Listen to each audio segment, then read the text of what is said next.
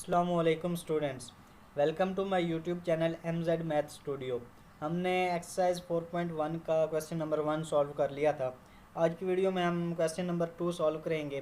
Question number 2 में हमें कहता है कि factorise each of the following expressions. जो हमें नीचे एक्सप्रेशन दी गई हैं उनको हमने फैक्टराइज करना है। अगर आप इन एक्सप्रेशन पे गौर करें तो ये हमें एक फैक्टर की टर्म दी गई है, यानी कि जिस तरह हम एक इक्वेशन को सॉल्व करते थे तो उसके लास्ट में हमारे पास फैक्टर मिलते थे ऐसे इस फॉर्म में, यानी कि x+1 या x+2 या उसके फैक्टर बनते थे। अब उसने हमें ये फैक्टर किसी इक्वेशन के हमें दे दिए हैं, यानी कि उसने ये एक्सप्रेशन जो दी है इसमें हमारे पास ये एक फैक्टर की टर्म बन रही है। अब हमने इनको फैक्टराइज करना है। तो जो पीछे हमारे पास इक्वेशन होती थी उनको हम वो फैक्टर बना के, यानी कि जोड़े बना के, या उन पे हम कोई फार्मूला खुद से कोई चीज़ ऐड सब्ट्रैक्ट करके उसको फार्मूला बनाते थे। लेकिन अब हमें ये फैक्टर्स दे दिए गए हैं, इनको हमने किस तरीके से फैक्टराइज करना है। तो इस तरह की अगर कोई एक्सप्रेशन आ जाए, यानी कि जिसमें हमें फैक्टर्स दिए गए हों और उनको हमने जो है फैक्टराइज करना हो, तो उसका ये तरीका है कि आप उन फैक्टर्स के दरमियान जो कॉमन चीज़ें आ रही हैं उनको देखें, यानी कि उनको उनके फैक्टर्स को आप ऐड या मल्टीप्लाई करें तो उनके दरमियान जो कॉमन चीज़ें आएंगी उनको आप लेट करेंगे किसी एक नए वेरिएबल के तौर पर। ठीक है, ये हम क्वेश्चन सॉल्व करते हैं तो आपको समझ लग जाएगी। अब हमारे पास इस तरीके से कोई एक्सप्रेशन आ गया है, लास्ट में हमारे पास एक कांस्टेंट आ रहा है। आगे कुछ क्वेश्चन आएंगे उनमें हमारे पास वेरिएबल हो गए, यानी कि 3x² या x² की फॉर्म में होगा। यहाँ पर कांस्टेंट आ रहा है। तो अगर आप देखें तो अगर हम 1 और 4 को ऐड करें तो हमारे पास 5 बनता है, यानी कि x+1 और x+4 में जो इसके लास्ट वाली कांस्टेंट टर्म है 1 और 4, अगर हम उनको ऐड करें तो हमारे पास 5 बनता है। इस तरह अगर आप 2 और 3 को ऐड करते हैं, यानी कि x+2 और x+3 में 2 और 3 को ऐड करते हैं तो हमारे पास 5 बनता है, यानी कि जो 5 है इन चारों फैक्टर्स में कॉमन आ रहा है। यानी कि अगर हम दो फैक्टर को कंबाइन करें और दो नेक्स्ट फैक्टर को कंबाइन करें तो उनके अंदर 5 जो है वो कॉमन आ रहा है। तो इनको आप रीअरेंज कर लें, यानी कि x+1 और x+4 को आप इकट्ठा लिख लें और उसके बाद x+2 और x+3 को आप इकट्ठा कर लें और +1 ये कॉन्स्टेंट टर्म है तो ये स्टेप आ जाएगी। अब आप इन टर्म को मल्टीप्लाई कर दें, यानी कि x+1 और x+4 को पहले आप मल्टीप्लाई करें, उसके बाद x+2 और x+3 को मल्टीप्लाई करेंगे। x+1 और x+4 को मल्टीप्लाई करें, x जब x के साथ मल्टीप्लाई होगा तो x² बन गया, प्लस 4 इंटू एक्स 4x। अब ये x की मल्टीप्लिकेशन मुकम्मल हुई। अब हमने 1 को आगे मल्टीप्लाई करना है, तो 1 जब x के साथ मल्टीप्लाई होगा तो x पॉजिटिव आ जाएगा, प्लस 1 इंटू 4 वो हमारे पास 4 के इक्वल होता है। तो इस पहले दो फैक्टर्स की जो है मल्टीप्लिकेशन वो मुकम्मल हुई। अब इस तरह आप अगले दो फैक्टर्स को मल्टीप्लाई करेंगे। जब पहले आप x को मल्टीप्लाई करवाएं x+3 के साथ, x जब x+3 के साथ मल्टीप्लाई होगा तो x इंटू x² बन गया, x इंटू 3 ये हमारे पास 3x बन गया। अब x की मल्टीप्लिकेशन मुकम्मल हुई। अब आप 2 को आगे मल्टीप्लाई करवाएं तो 2 into x 2x plus 2 into 3 ये हमारे पास 6 बन गया। तो +1 ये कॉन्स्टेंट टर्म पॉजिटिव आ जाएगी। इनको आप आगे मज़ीद सॉल्व करें। इस पहली टर्म पे देखें x² plus 4x plus x ये हमारे पास 5x आ गया, प्लस 4 कॉन्स्टेंट है पॉजिटिव आ जाएगा। इस तरह x² plus 3x plus 2x ये हमारे पास 5x बन गया जब हम इनको ऐड करेंगे, प्लस 6 कॉन्स्टेंट टर्म है पॉजिटिव आ गई और इस तरह +1 भी हमारे पास आ गया। अब अगर आप देखें तो x² प्लस 5x इस टर्म के अंदर भी आ रहा है और x² प्लस 5x इस टर्म के अंदर भी आ रहा है। तो हमने इसीलिए इसको कंबाइन किया था, यानी कि इसको रीअरेंज किया था कि इनके अंदर कोई ना कोई चीज़ जो है वो कॉमन आएगी, दोनों के अंदर कोई ना कोई चीज़ मुश्तरक होगी। तो जो चीज़ दोनों के अंदर कॉमन आ रही है उसको आप एक नए वेरिएबल के नए वेरिएबल में पुट कर दें। आप लेट कर लें कि ये जो चीज़ कॉमन आ रही है ये हमारे पास y के इक्वल है। ठीक है, फिर ये हमारे पास y+4 इंटू y+6 बन गया। अब इसको हम सॉल्व करना ईजी हो गया। अगर आप इसको आगे मल्टीप्लाई करते तो हो सकता है कि इसका आंसर भी हमारे पास इक्वल आ जाता, लेकिन ये लेंथी प्रोसेस हो जाता कि x² को आप आगे मल्टीप्लाई करेंगे फिर वो x की पावर 4 में चला जाता, तो वो लेंथी प्रोसेस हो जाता। तो हमने ऐसे किया कि इनके अंदर जो चीज़ कॉमन आ रही है x² प्लस 5x और x² प्लस 5x ये कॉमन आ रहा है, इसको हमने एक नए वेरिएबल के तौर पर पुट कर लिया, यानी कि हमने खुद से लेट कर लिया कि ये चीज़ हमारे पास y के इक्वल है। अब हमने x² प्लस 5x की जगह y को पुट करना है। जब आप y को पुट करेंगे तो y+4 बन गया x² प्लस 5x की जगह, और ये वाली टर्म y+6 बन जाएगी +1। अब आप इनको आगे मल्टीप्लाई करवा दें y+4 और y+6 को, तो y जब y के साथ मल्टीप्लाई होगा y² plus 6 into Y 6y बन गया। y की मल्टीप्लिकेशन मुकम्मल हुई। अब आप 4 को मल्टीप्लाई करवाएं, 4 into y 4y plus 4 into 6 24 plus 1। इसको आप मज़ीद सॉल्व करें y² प्लस 6y प्लस, ये हमारे पास बन गया 10y, और 24 प्लस 1 25 बन गया। अब देखें ये हमारे पास एक क्वाड्रेटिक इक्वेशन बन रही है जिस तरह हमने एक्सरसाइज 4.1 में सॉल्व किया था, यानी कि एक्स स्क्वायर था प्लस 10x प्लस 25, यहाँ पर अब y वेरिएबल आ रहा है। तो इस तरह की इक्वेशन को हम कैसे सॉल्व करते थे? तो हम जो है वाई स्क्वायर या एक्स स्क्वायर का जो कोएफिशिएंट होता था उसको मल्टीप्लाई करवाते थे लास्ट वाली कांस्टेंट टर्म के साथ, उसका जो आंसर आता था। यानी कि अब हमारे पास वाई स्क्वायर का कोएफिशिएंट 1 है, हम 1 को मल्टीप्लाई करवाएंगे 25 के साथ। ये क्वेश्चन आप 4.1 एक्सरसाइज में सॉल्व करके आ चुके हैं। तो अब आपको पता होना चाहिए कि इसको किस तरीके से सॉल्व करना है। हम वाई स्क्वायर का कोएफिशिएंट यानी कि 1 को 25 के साथ मल्टीप्लाई करवाएंगे, उसका आंसर हमारे पास 25 आता है। अब हमने वो दो नंबर फाइंड करने हैं कि अगर हम उनको ऐड करें तो वो हमारे पास 10 के इक्वल है, यानी कि y के कोएफिशिएंट के इक्वल है, और अगर उनको हम मल्टीप्लाई करवाएं तो वो 25 आए। तो जाहिर सी बात है कि 25 के हमारे पास सिर्फ दो ही फैक्टर हैं, दो जो हैं इसके मल्टीपल या फैक्टर बनते हैं 5 और 5, यानी कि जब आप 5 को 5 के साथ मल्टीप्लाई करवाएंगे वो 25 आता है, और अगर आप 5 को 5 में ऐड करें तो हमारे पास 10 आता है। तो इसका हमारे पास ये दो नंबर में मिल गए, y square plus 5y plus 5y plus 25। अब वाई स्क्वायर प्लस 5y में y कॉमन आ रहा है, अब y कॉमन ले लें। y जब कॉमन ले लिया तो वाई स्क्वायर था, एक y बाहर चला गया, अंदर सिंगल y बच जाएगा प्लस 5, इसके साथ एक y था वो हमने बाहर कॉमन ले लिया, वो अंदर 5 बच गया। इस तरह आप देखें इधर 5y है और इधर 25 है, यानी कि 25 के साथ y नहीं आ रहा तो हम y को कॉमन नहीं लेंगे, लेकिन हम 5 को कॉमन ले सकते हैं। 25 को हम लिख सकते हैं कि 5 क्रॉस 5, तो उसमें से जब हम एक 5 को कॉमन लेंगे तो अंदर बच जाएगा y प्लस 5। देखें y प्लस 5 कॉमन आ रहा है तो इसको आप एक दफ़ा लिख लेंगे, ठीक है। ये y प्लस 5 जो दो दफ़ा आ रहा था उसको हमने कॉमन ले लिया, यानी कि एक दफ़ा लिख लिया, और अंदर क्या चीज़ बच जाएगी y प्लस 5। तो y plus 5 into y plus 5, ये इक्वल आ गया y प्लस 5 होल स्क्वायर के, ठीक है। यहाँ तक हमारा आंसर क्वेश्चन वैसे तो कंप्लीट हो गया है, लेकिन अगर आप गौर करें तो हमें जो क्वेश्चन दिया गया था उसमें जो हमारे पास वेरिएबल आ रहा था वो x में था, लेकिन हमारे पास आंसर जो है वो y में आ रहा है। तो हमने आंसर भी x में फाइंड करना है। तो आपने जो y की वैल्यू पुट की थी, लेट की थी, वो आप यहाँ पर पुट कर दे y की जगह पर। X square plus 5x y के इक्वल है, तो X square plus 5x plus 5 whole square आ गया। तो ये इसका हमारे पास फाइनल आंसर आ गया। तो अगला क्वेश्चन सॉल्व करते हैं, आप इसमें आपको मज़ीद समझ लग जाएगी कि अब हमारे पास है x plus 2 into x minus 7 x minus 4 x minus 1 plus 17। अब आपने उन ऐसे दो फैक्टर को, अब हमारे पास देखें 4 फैक्टर दिए गए हैं, एक्स प्लस 2 एक्स माइनस 7 दो फैक्टर हो गए, एक्स माइनस 4 और एक्स माइनस 1 ये हमारे पास 4 फैक्टर है। तो आपने दो फैक्टर को इस तरह कंबाइन करना है कि उनके अंदर कोई चीज़ कॉमन आए, और वो कंबाइन हमने किस तरीके से करना है मैंने आपको बताया है कि आप इसके जो लास्ट में कांस्टेंट दिया गया यानी कि x प्लस 2 है, इसमें कांस्टेंट 2 आ रहा है, इसको आप इन फैक्टर के लास्ट वाले जो हैं कांस्टेंट उनमें ऐड करें और देखें कौन से दो फैक्टर को अगर हम ऐड करते हैं तो वो कॉमन आता है। अगर हम 2 और -7 को ऐड करें तो हमारे पास -5 आता है, ठीक है। उसके बाद अगर हम -4 और -1 को ऐड करें तो भी हमारे पास -5 आता है। यानी कि ये हमारे पास जो हमें फैक्टर दिए गए हैं ये हमें एक ख़ास तरतीब में दिए गए हैं, ऑलरेडी हमें दिए गए हैं, तो इसको हमें रीअरेंज करने की ज़रूरत नहीं है। x प्लस 2 जब आप 2 -7 करेंगे आपके पास आंसर जो है वो -5 आता है। इस तरह अगर हम -4 और -1 करेंगे तो भी आपके पास आंसर जो है वो -5 के इक्वल आता है। तो इनको आप जस्ट मल्टीप्लाई कर दें, यानी कि पहले दो फैक्टर को और लास्ट वाले दो फैक्टर को आपस में मल्टीप्लाई करें। x into x, x plus 2 और x माइनस 7 को हम मल्टीप्लाई कर रहे हैं, x into x x square, जब x 7 के साथ मल्टीप्लाई होगा तो ये -7x बन गया।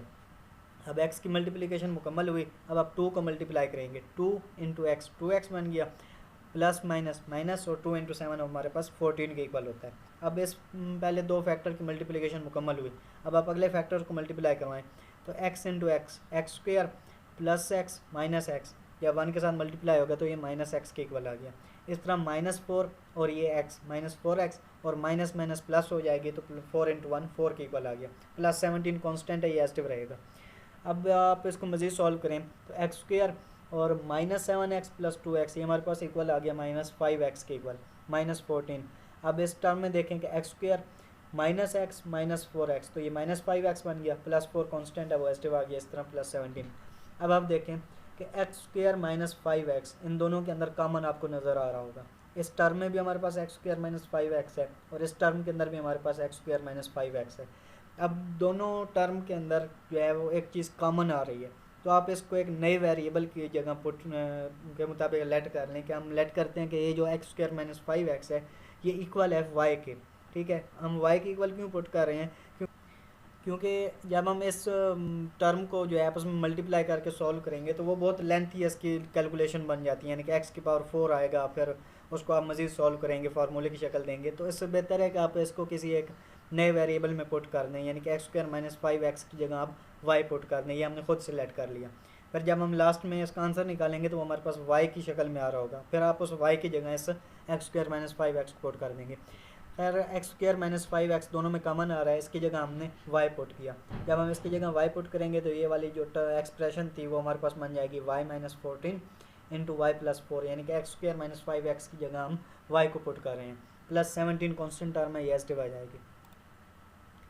अब आप इनको आगे सॉल्व करें, यानी कि आपस में मल्टीप्लाई करें, y माइनस 14 और y प्लस 4 को आप मल्टीप्लाई करें। y जब y के साथ मल्टीप्लाई होगा तो वाई स्क्वायर, इस तरह y 4 के साथ मल्टीप्लाई होगा तो 4y। अब y की मल्टीप्लिकेशन मुकम्मल हुई। अब हम माइनस 14 को अंदर मल्टीप्लाई करेंगे, minus 14 into Y minus 14y, और ये माइनस ये प्लस, ये माइनस का माइनस आ जाएगा, और 14 इंटू 4 ये हमारे पास 56 होता है, प्लस 17 कॉन्स्टेंट टर्म है, यस आ जाएगी। इसको जब आप मज़ीद सॉल्व करेंगे तो वाई स्क्वायर माइनस 10y आएगा, क्योंकि माइनस 14 और प्लस 4 है तो माइनस वाली टर्म बड़ी है, माइनस आ जाएगा, और 14 प्लस 4 करेंगे तो हमारे पास 10y के इक्वल आता है। माइनस 56 कॉन्स्टेंट आ गया, प्लस 17 ये एस्टिव आ गया। इसको आप मज़ीद सॉल्व करें, y square minus 10y minus 56 plus 17, minus 56 plus 17 ये हमारे पास माइनस 39 के इक्वल आएगा। आप इसको बेशक कैलकुलेटर के जरिए भी सॉल्व कर सकते हैं। Y square minus 10y minus 39। अब हमारे पास ये क्वाड्रेटिक इक्वेशन बन गई है, यानी कि इसमें जो हमारे पास हाईएस्ट ऑर्डर है वेरिएबल का वो 2 आ रहा है। तो क्वाड्रेटिक इक्वेशन को हम किस तरीके से सॉल्व करते हैं कि हम उसमें दो नंबर फाइंड करते हैं। कौन से नंबर के अगर हम उनको ऐड करें तो हमारे पास y का कोएफिशिएंट बने, और अगर उनको हम मल्टीप्लाई करें तो हमारे पास जो लास्ट वाली कांस्टेंट टर्म होती है वो बने। लेकिन उससे पहले हम एक्स स्क्वायर या वाई स्क्वायर का जो कोएफिशिएंट होता है उसको हम मल्टीप्लाई करते हैं लास्ट वाले कांस्टेंट टर्म के साथ। अब देखें यहाँ पर वाई स्क्वायर का कोएफिशिएंट 1 है, हम 1 को माइनस 39 के साथ मल्टीप्लाई करेंगे तो हमारे पास माइनस 39 ही बनता है। अब हमने वो दो नंबर फाइंड करने हैं, अगर हम उनको ऐड करें तो y का कोएफिशिएंट बने, यानी कि माइनस 10 बने, और अगर हम उनको मल्टीप्लाई करें तो वो माइनस 39 बने। तो 39 के हमारे पास दो फैक्टर बनते हैं, एक 3 और एक 13, यानी कि अगर आप माइनस 13 और 3 को ऐड करते हैं तो वो हमारे पास माइनस 10 बनेगा, और अगर आप उनको मल्टीप्लाई करते हैं तो वो माइनस 39 बनेगा। तो हमारे पास ये दो नंबर आ गए, माइनस 13 और 3। माइनस 10 को आप लिख सकते हैं minus 13y plus 3y minus 39। अब आप इस पहले टर्म को देखें कि वाई स्क्वायर माइनस 13y, इसमें y कॉमन आ रहा है तो आप y कॉमन ले लेंगे। यहाँ पर वाई स्क्वायर था, एक y बाहर कॉमन चला गया तो अंदर एक y बच गया, माइनस 13y, इसके साथ सिर्फ एक ही y था वो हमने बाहर कॉमन ले लिया तो ये हमारे पास 13 आ जाएगा। उसके बाद 3y माइनस 39 में देखें, यहाँ पर देखें y जो है वो दोनों टर्म में नहीं आ रहा, लेकिन 3 दोनों टर्म के अंदर आ रहा है। वो कैसे कि हम 39 को लिख सकते हैं कि ये हमारे पास 3 क्रॉस 13 है। तो आप इसमें से जब आप 3 को कॉमन लेंगे तो y के साथ जो 3 था वो बाहर कॉमन आ गया, यहाँ पर y बाकी बच गया, और इधर 39 को हमने 13 लिख लिया। इसको हम मज़ीद सॉल्व करें कि y माइनस 13 कॉमन आ रहा है, आप इसको एक दफ़ा लिख लें, यानी कि इसको हमने बाहर कॉमन ले लिया। y माइनस 13 जब बाहर कॉमन लिया तो अंदर क्या बच जाएगा, y प्लस 3। यहाँ तक हमारे पास एक जो है वैल्यू आ गई है, ठीक है, यहाँ तक यानी क्वेश्चन का आंसर आ गया। लेकिन ये फाइनल आंसर नहीं है, इसमें आपने y की जो वैल्यू लेट की थी वो आपने लाजमी पुट करनी है, क्योंकि हमें जो क्वेश्चन दिया गया था, जो एक्सप्रेशन हमें दी गई थी वो हमारे पास x में थी, यानी कि उसमें जो वेरिएबल आ रहा था वो x में था, लेकिन जो हमने आंसर निकाला है वो तो y में आ रहा है, तो हमें आंसर भी x के फॉर्म में चाहिए, x वेरिएबल में चाहिए। तो आपने जो y की वैल्यू लेट की थी आप वो वहाँ पर पुट कर दें y की जगह पर। तो y हमारे पास हमने लेट किया था एक्स स्क्वायर माइनस 5x, वो हम यहाँ पर पुट करेंगे तो ये इसका हमारे पास फाइनल आंसर आ गया।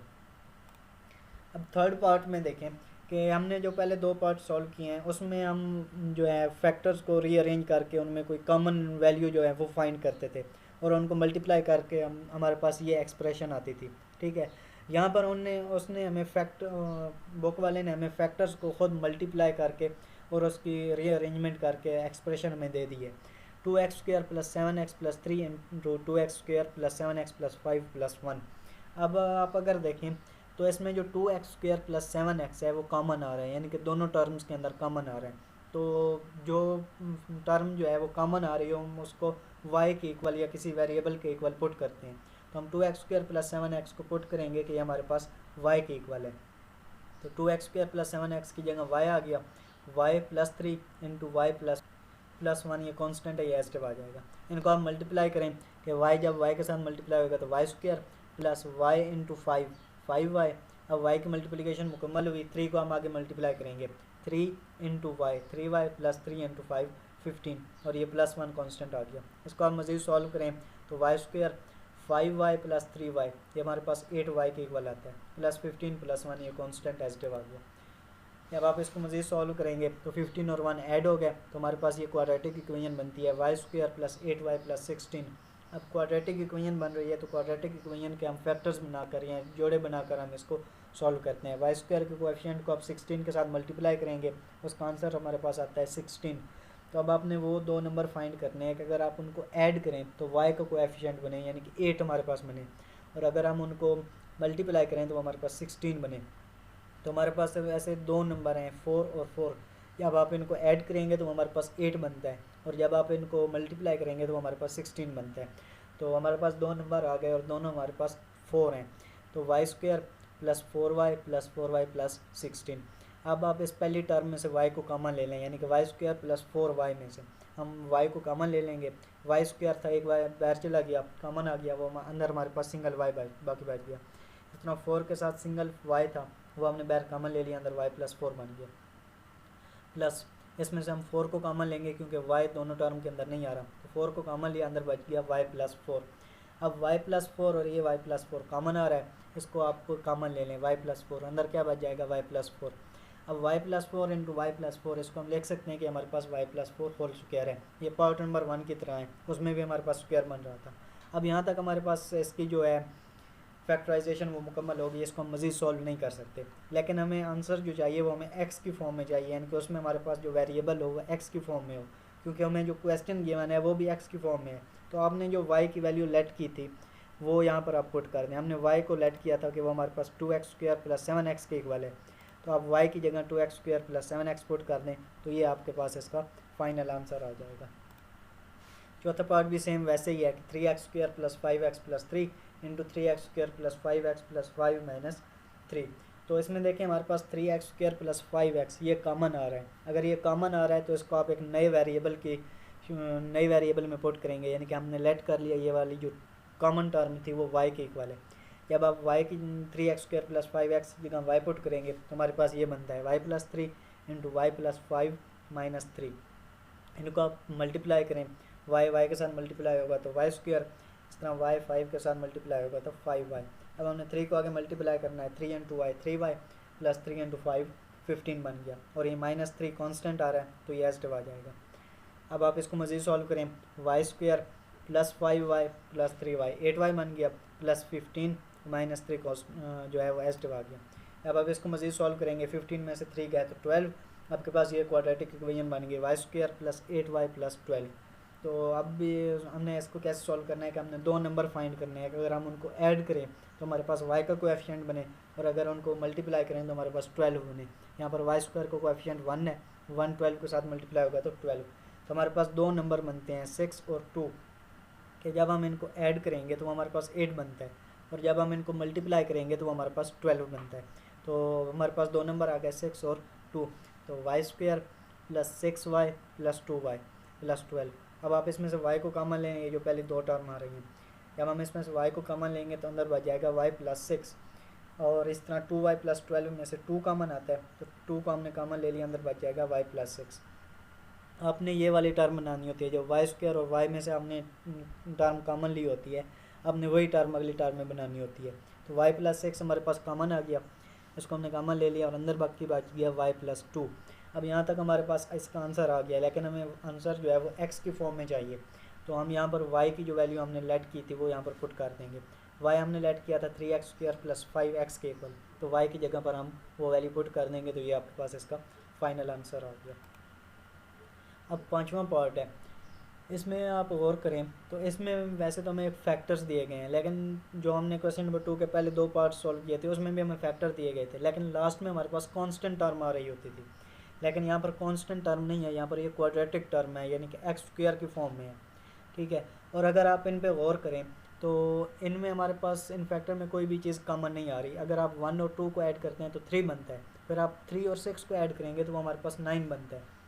इस तरह अगर आप 1 और 3 को ऐड करें तो वो 4 बनता है, और 2 और 6 को अगर आप ऐड करें तो हमारे पास 8 बनता है। यानी कि इनके इनके अगर हम कांस्टेंट को अगर आप उसमें ऐड करें तो उसमें कोई भी चीज़ कॉमन नहीं आती। जिस तरह हमने पार्ट 1 और 2 में किया था कि उनके जो आखिर में कांस्टेंट थे उनको ऐड करते थे तो उनमें कोई चीज़ कॉमन आ जाती थी। अगर इस तरह की कोई फॉर्म बन जाए, यानी कि इस तरह की कोई एक्सप्रेशन आ जाए जिसमें हम उसके लास्ट वाले कांस्टेंट को ऐड करने से कोई चीज़ कॉमन नहीं आ रही होती, तो फिर हम उसके कांस्टेंट को आपस में मल्टीप्लाई करवाते हैं।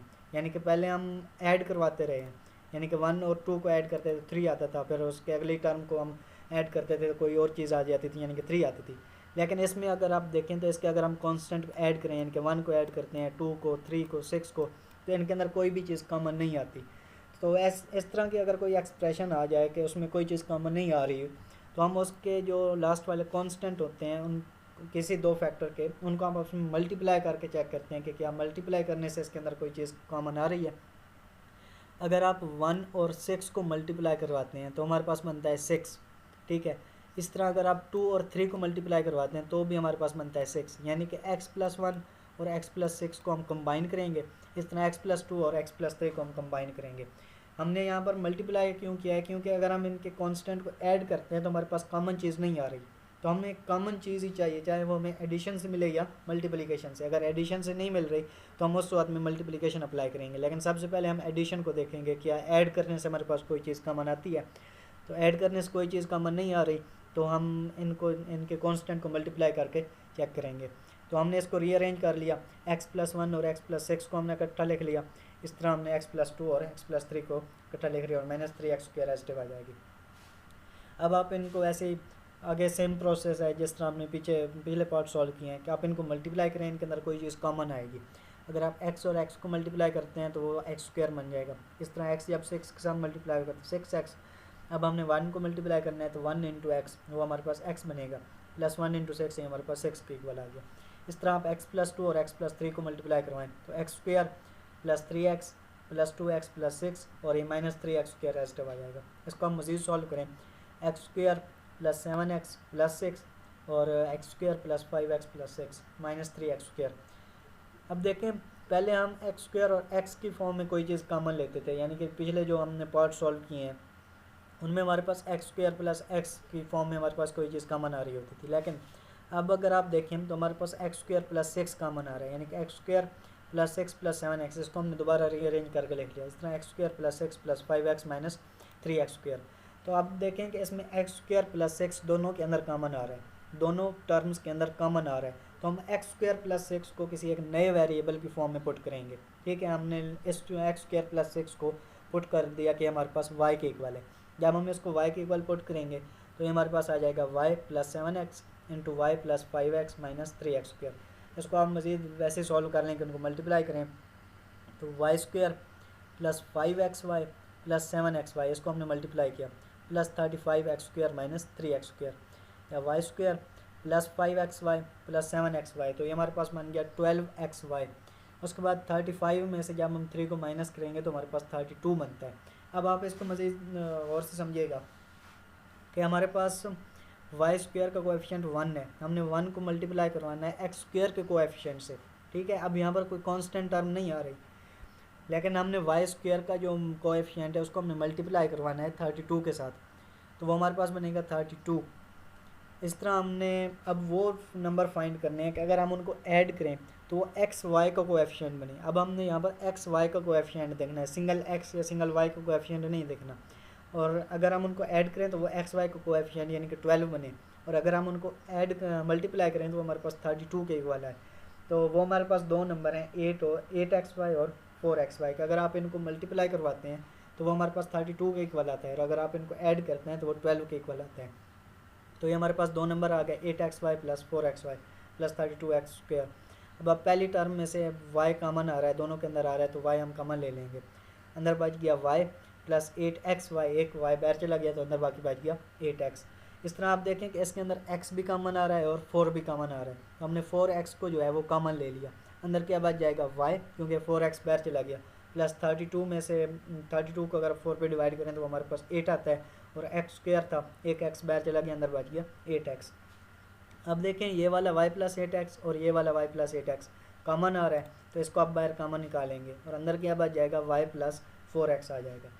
अब हमारे पास y, लेकिन जो हमें क्वेश्चन में एक्सप्रेशन दी गई थी उसमें कहीं भी y नहीं था, तो हमें y नहीं चाहिए, तो हम y की जगह पर y की वैल्यू पुट कर देंगे जो हमने पीछे लेट की थी कि हमारे पास y के इक्वल है, यानी कि एक्स स्क्वायर प्लस 6 के इक्वल है। तो आप y की जगह एक्स स्क्वायर प्लस 6 पुट करेंगे तो ये आपके पास इसका फाइनल आंसर आ जाएगा। अब छठा पार्ट है, ये भी सेम वैसे ही है कि इसमें भी अगर आप देखें कि अगर हम इसकी कांस्टेंट टर्म को आपस में ऐड करें, यानी कि 1 + 2 करते हैं तो वो 3 आता है, और -1 - 2 करते हैं तो वो -3 आता है, यानी कि दोनों इक्वल नहीं आ रहे, उनके अंदर कॉमन नहीं आ रहा। तो उस वक्त में हम क्या करते हैं कि इसके जो कांस्टेंट है उनको मल्टीप्लाई करके चेक करते हैं।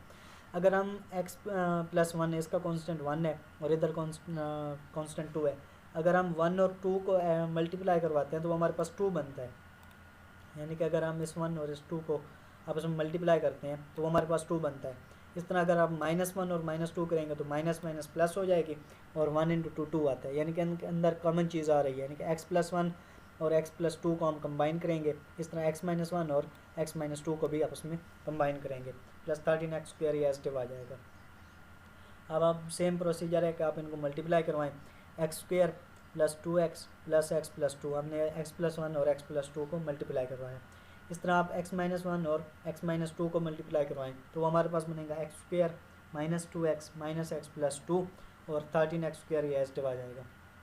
अब इसको मज़ीद सॉल्व करें तो ये बन जाएगा x² + 3x + 2, 2x और x ऐड हो गए, इस तरह x² - 3x + 2 और ये 13x² एस्टिव आ गया। इसको आप ऐसे भी लिख सकते हैं, एडिशन है तो हम इनकी जगह चेंज कर सकते हैं कि x² + 2 + 3x, और इसमें भी आप 2 को पहले ले आएँ, x² + 2 - 3x + 13x²।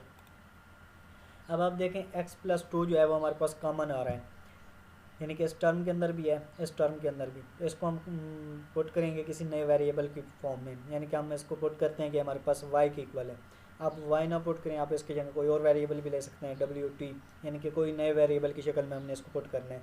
तो x² + 2 की जगह y आ जाएगा, y + 3x × y - 3x + 13x²। आप इसको मल्टीप्लाई करवा के भी सॉल्व कर सकते हैं, या ये हमारे पास फार्मूला बन रहा है a + b × a - b, वो हमारे पास होता है a², यानी कि पहली टर्म का स्क्वायर - b² दूसरी टर्म का स्क्वायर, तो वो हमारे पास बनता है y² - 9x² + 13x²। y², 13 में से 9 को हम माइनस करेंगे तो वो हमारे पास बनता है 4x²। अब देखें यहाँ तक हम पिछले क्वेश्चन में जो है हम यहाँ तक सॉल्व करते थे कि ये हमारे पास आंसर आ गया।